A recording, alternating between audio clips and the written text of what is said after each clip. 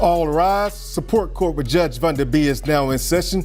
Judge, this is case number JVB1068, Clark case. Thank you. You're welcome. You may be seated. Man, it's a lot of people that didn't want to come to court today. Makes my job easier. Okay. All right. Looks like Mr. Clark, you brought this case before the court. What's going on? I'm married and not happy about my wife going out all the time. Girls' night seems like every other weekend. When we try to do something romantic, she's like, I prefer to go out with my girls, happy hour. So I'm suspecting she's cheating. Okay. So because she is with her girls and not spending as much time with you, you think she's cheating? Yeah, I text her while she's out, she don't respond. I ask her, send a picture where you are so I can see what's going on with the post on social media. I don't get any type of messages. So, I'm kind of insecure with why we're not having anything in our relationship happen the way it's supposed to as a married couple. Okay. You all still live in the same home? Yes, we do. Do you have any children? No. Okay. You see her every day? Yeah. Do you try to discuss it with her then? She don't want to hear it. She don't go in the kitchen to talk. That's where I expect her to be, where I can corner her, but she don't talk.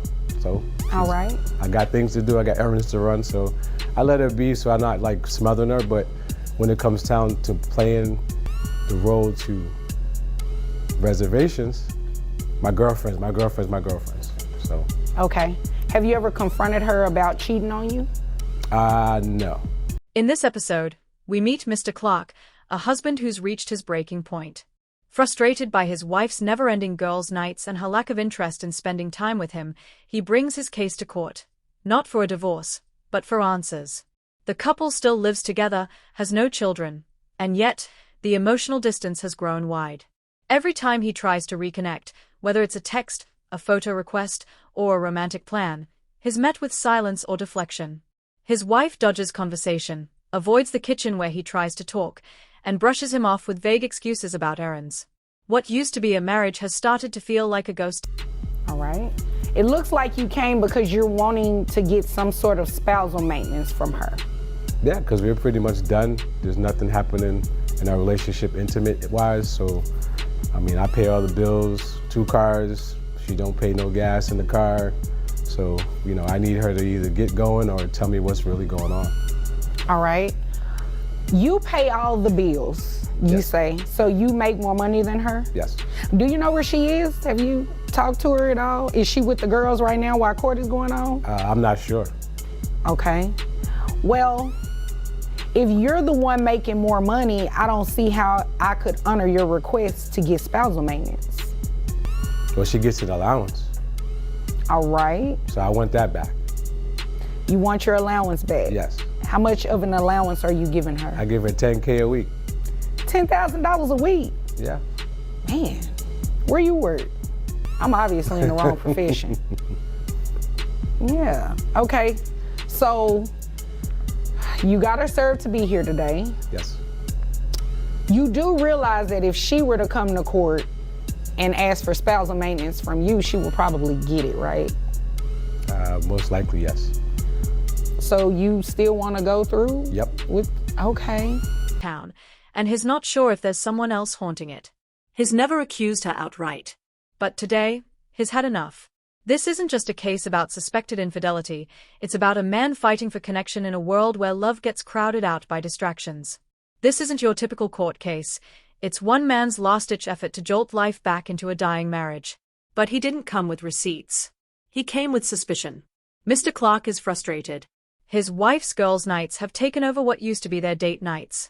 She dodges his texts, won't talk at home, and shuts down any effort he makes to reconnect. Are you just doing this because you're mad at her? Yep.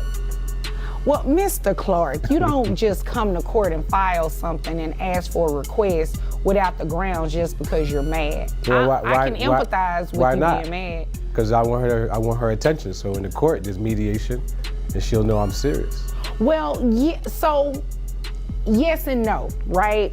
So you don't want to file a lawsuit to necessarily get your spouse's attention because you're not getting the affection that you're looking for.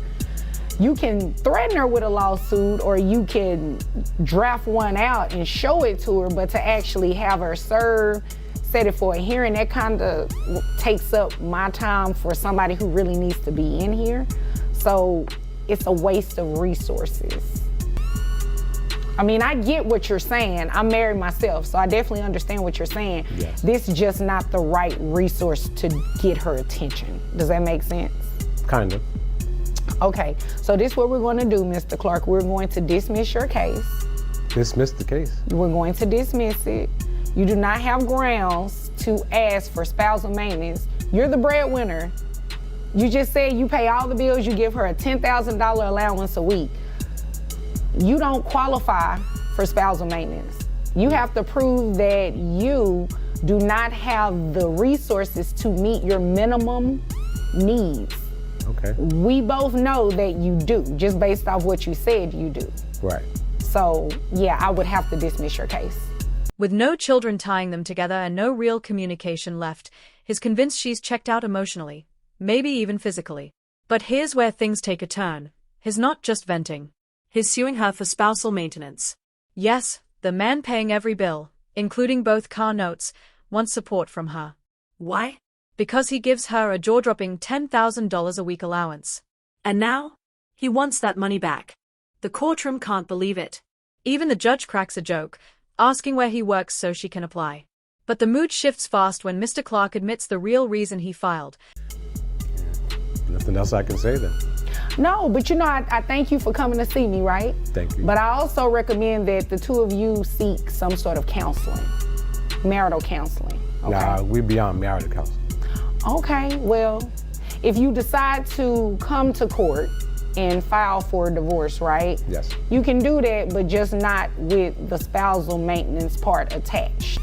I could foresee her saying she would like to have spousal maintenance. So yeah, I'll have to dismiss your request on that. Okay. All right? Is there anything further? Can I file for bankruptcy then? I cannot give you legal advice. Yes.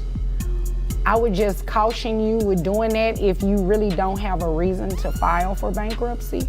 And you definitely will want to consult a bankruptcy attorney before you do that. Yeah, I just don't want her taking nothing from me, so she flipped the script then. Okay, Mr. Clark, I'm not going to assist you committing fraud. If there is nothing else, you are dismissed. Thank you. You're welcome. Not for financial need, but because he's angry and wants her attention. It's a bitter, misguided power play dressed up as a legal claim. And the judge?